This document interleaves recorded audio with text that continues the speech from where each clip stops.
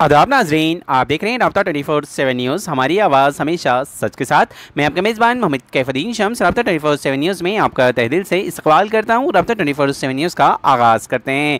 CM Revanth Reddy की निज़ामाबाद शहर आमद। एमपी कैंडिडेट टी जीवन रेड्डी का नॉमिनेशन। रेवंत रेड्डी ने कलेक्टर ग्राउंड पहुंचकर किया अवाम से खिताब। कहा जीवन रेड्डी को कामयाब बनाते हुए पार्लियामेंट तक पहुंचा और निज़ामाबाद डिस्ट्रिक्ट को डेवलपमेंट की जानिब ले जाने की जिम्मेदारी जीवन रेड्डी को सौंपते हुए गली से लेकर दिल्ली तक कांग्रेस पार्टी को कामयाब बनाएं और हिंदुस्तान को लुटेरों से छीनकर पैसे सोने की चूड़ियां बनाने की इन्होंने बात की। और साथ ही साथ इन्होंने अपनी स्पीच में बीजेपी और बीआरएस पार्टी को सख्त तनकीद का निशाना बनाया। आखिर में सीएम रेवंत रेड्डी ने Nizamabad district Congress party MP candidate T जीवन रेड्डी का हाथ बुलंद करते हुए तमाम अवाम से ये वादा लिया कि वो टी जीवन रेड्डी को वोट देकर भारी अक्सरियत से कामयाब बनाएं। और साथ ही साथ इन्होंने कहा कि अगर आप लोग टी जीवन रेड्डी को कामयाब बनाते हैं तो मैं समझूंगा कि आप लोगों ने मुझे कामयाब बनाया है। पेश है इसी सिलसिले में हमारे राब्ता 24/7 न्यूज़ की जानिब से एक खास रिपोर्ट।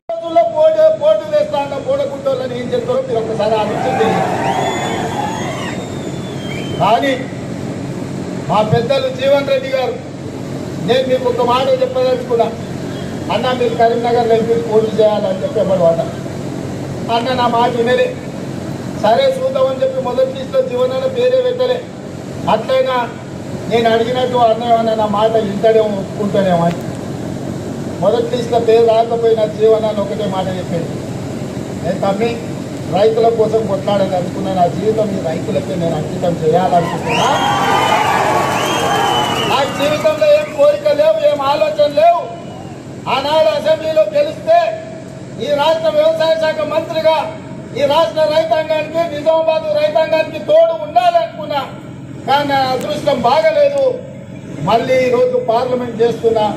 నేను నిజామాబాద్లోనే చేస్తా. నా కోరుట్ల జగిత్యాల నిజామాబాద్ పార్లమెంట్ ఉంది. నిజంగా రైతులకు నేను అంటగా నిలబడాలి, పార్లమెంట్ లో మాట్లాడాలి, పసుపు బోర్డును చక్కెర కర్మాగారాన్ని తెరిపించాలి, ఈ ప్రాంతాన్ని అభివృద్ధి పదం వైపు నడిపించాలి, రైతులకు గిట్టుబాటు ధర ఇవ్వాలి అని పెద్దలు జీవన్ రెడ్డి గారు చెప్పింది. నేను మీకు మాటిస్తున్న వేదిక మీద నుంచి మా మిత్రులందరూ అనుమతితోటి ఖచ్చితంగా రాబోయే ఎన్నికల్లో ఇండియా కూటమి కేంద్రంలో ప్రభుత్వం ఏర్పాటు చేస్తుంది. పెద్దలు జీవన్ రెడ్డి గారిని కేంద్ర వ్యవసాయ మంత్రిగా పెద్దలు జీవన్ రెడ్డి గారిని ఈ తెలంగాణ రాష్ట్రంలో కేంద్ర స్థాయిలో ఆనాడు జైపాల్ రెడ్డి గారు ఉన్నారు. కేంద్రంలో పెద్ద పెద్ద మంత్రి పదవులకు పొన్నే తీసుకొచ్చింది జైపాల్ రెడ్డి గారు.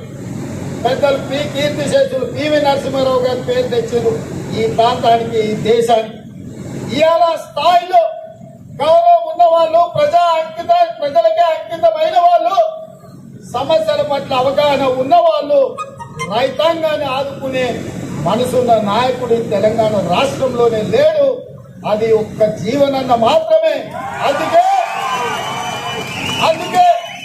సోనియా గాంధీ గారిని, మల్లికార్జున ఖర్గే గారిని, రాహుల్ గాంధీ గారిని ఒప్పించి మెప్పించి నేను కేంద్ర వ్యవసాయ శాఖ మంత్రిగా జీవన్ రెడ్డి గారికి పదవి తీసుకొచ్చే బాధ్యత నాది. మీ బిడ్డ మీకోసం కొట్లాడేది ఆయన. ఎవరినో అడిగో, ఎవడో సంతకం పెట్టో ఏదో నిర్ణయం చేయాలని తిరగాల్సిన పని లేదు. ఆయననే సొంతంగా సంతకం పెట్టి మీ చెరుకు కర్మాగారం, మీ పసుపు బోర్డును సాధించి సంతకం పెట్టే సత్తా జీవన్ రెడ్డి గారికి పార్టీ ఇస్తుంది. మరి ఇది నిజం కావాలి అంటే జీవన్ రెడ్డి గారు నిజామాబాద్ పార్లమెంట్ కు గెలవాలి మిత్రులారా. ఒక్కొక్కసారి ఓటమికి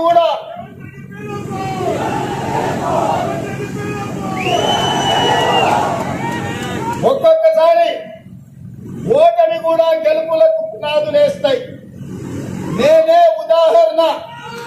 2018 డిసెంబర్లో నా మీద కక్ష కట్టి, నా మీద పగబట్టి, అర్ధరాత్రి నా ఇంటి తలుపులు బద్దలు కొట్టి వేలాది మంది పోలీసులను పెట్టి చంద్రశేఖరరావు అర్ధరాత్రి పూట నన్ను కిడ్నాప్ చేశారు.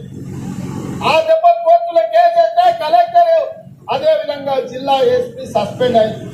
కుట్రలు కుతంత్రాలతో కొడంగల్ నన్ను కేసీఆర్ అసెంబ్లీకి ఓడిస్తే 3 నెలలు తిరిగే లోపలనే మల్కాజ్గిరి పార్లమెంట్ లో దేశంలోనే అతిపెద్ద పార్లమెంటు. నరేంద్ర మోడీ అమిత్ షా పార్లమెంట్ కలిపితే ఎన్ని ఓట్లు ఉంటాయో అంతకంటే ఎక్కువ ఓట్లు 35 లక్షల ఓట్లు ఉండే మల్కాజ్గిరి పార్లమెంట్ లో రాహుల్ గాంధీ నన్ను పార్లమెంట్ కు నిల్చోబెట్టి 3000 పోలింగ్ బూతులు ఉన్నాయి. నేను అడిగిన సార్ ఎట్లకెళ్ళి సాధ్యమవుతుంది, ఎక్కడ తిరగాలి 35 లక్షల ఓట్లు ఇదే అని. రాహుల్ గాంధీ గారు నాకు మాట చెప్పారు. రాష్ట్రం 4 కోట్ల మంది ప్రజలు చూశారు. పోలీసుల చేత నిర్బంధించి నీ తలుపులు బద్దలు కొట్టి నిన్ను ఓడగొట్టిండ్రు. ప్రజలు నిన్ను వదులుకోవాలనుకుంటలేరు. సృష్టించే గొంతుగా తెలంగాణ రాష్ట్ర ప్రజలకు అండగా ఉండాలి. నిన్ను గెలిపిస్తారు ఓటు చేసుకోవాలి. వారు ఆదేశించారు. నేను శిరస వహించిన నామినేషన్ వేసి 14 రోజుల్లో 35 లక్షల 3,000 బూతుల కార్యకర్తలే సైనికులై కథన రంగంలో దిగి మల్కాజ్గిరి పార్లమెంట్ లో నన్ను ఎంపీగా గెలిపించి ఢిల్లీకి పంపించారు. గల్లీ నుంచి ఢిల్లీ వరకు సమస్యల మీద కొట్లాడిన కేంద్ర నాయకత్వం దృష్టిని ఆకర్షించిన ఆ దెబ్బతోని నాకు పిసిసి అధ్యక్ష పదవి వచ్చింది. నిజామాబాద్ రైతుల ఆశీర్వాదంతో అధిష్టానానికి నమ్మకం వచ్చింది. ఆనాడు పిసిసి అయినా ఈనాడు తెలంగాణ రాష్ట్రానికి ముఖ్యమంత్రి అయినా. ఒకవేళ 2018 డిసెంబర్లో ఎమ్మెల్యేగా ఓడకపోయి ఉంటే ఎమ్మెల్యే గెలిస్తే ఈయన్నే మడుగులో చంద్రశేఖరరావుతో కొట్లాడుకుంటే ఈయన్నే ఉండిపోతున్నాను. కానీ ఒక్కొక్కసారి అదృష్టం ఓటమిని కూడా గెలుపుకు పునాదులు వేస్తుంది. 2018 ఓటమి 2023 డిసెంబర్లో ముఖ్యమంత్రి కావడానికి ఉపయోగపడ్డది. మిత్రులారా, నేను ఎందుకు ఈ ఉదాహరణ చెప్తుంటే మొన్న జరిగిన ఎన్నికల్లో జీవన్ అనే ఎమ్మెల్యే కోల్పోయింది. దురదృష్టం కాదు, అదృష్టమే. ఈ రోజు మీకు ఎంపీగా వచ్చి ఎంపీగా గెలిచి ఇండియా కూటమిలో వారు కేంద్ర మంత్రి కాబోతున్నారు. అందుకే ఈ రోజు మీరందరూ గెలిపించండి. 14లో బీఆర్ఎస్ కోటేసిండ్రు, కవితమ్మ మిమ్మల్ని మోసం చేసిండ్రు. 19లో బీజేపీ కోటేసిండ్రు, ధర్మపురి అరవింద్ గారు మిమ్మల్ని మోసం చేసిండ్రు.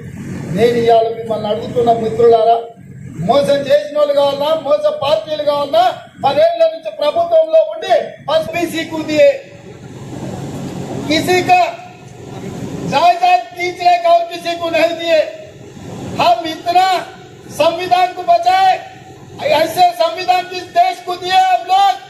अगर भाई का जायदाद दूसरे भाई को देना है तो भी कानून के हिसाब से देना पड़ता, मगर किसी का जायदाद खींचने का और किसी को देने का कानून अपना देश में नहीं है। 13 साल मुख्यमंत्री था मोदी जी, 10 साल प्रधानमंत्री था। इतना भी पता नहीं है कि इस देश के प्रधानमंत्री को हिंदुओं का जायदाद खींच लेके मुसलमानों को देने के लिए एक प्रधानमंत्री ऐसे बात कह रहा है। इसको डर है, दिल में हाथ आने का डर है, इसीलिए ऐसे ऐसे भाषण उन्होंने दे रहा है। इसीलिए हम संविधान दिए इस देश को।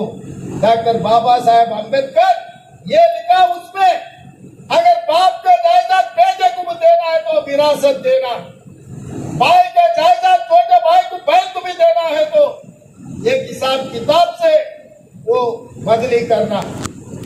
ऐसे झूठे बातों से कितने दिन देश को धोखा देंगे मोदी जी, ये कोई तरीका नहीं है। आपको कोई शोभा देने वाले बात नहीं है, ऐसे बात मत कहो, ये देश के लिए सुरक्षा नहीं। మిత్రులారా, హిందువుల ఆస్తులు ముస్లింలకు గుంజిపెడతారంటుంది. నేను అడుగుతున్నా, ఇక్కడ చాలా మంది మా అన్నదమ్ములు అన్నదమ్ముల ఆస్తులు రాసుకున్న వాళ్ళు ఉంది కదనే, ఏర్పడ్డ వాళ్ళు ఉంది కదా. కాగితం రాసుకోకుండా, పెద్ద మనుషులు లేకుండా, తల్లిదండ్రులు ఒప్పుకోకుండా అన్న ఆస్తి తమ్ముడికే ఇచ్చేటట్లేదు, తండ్రి ఆస్తి బిడ్డకి ఇచ్చేటట్లేదా? మన రాజ్యాంగం అట్లుంది. వీళ్ళ ఆస్తులు గుంజుకొని వాళ్ళకి ఇచ్చేటట్టు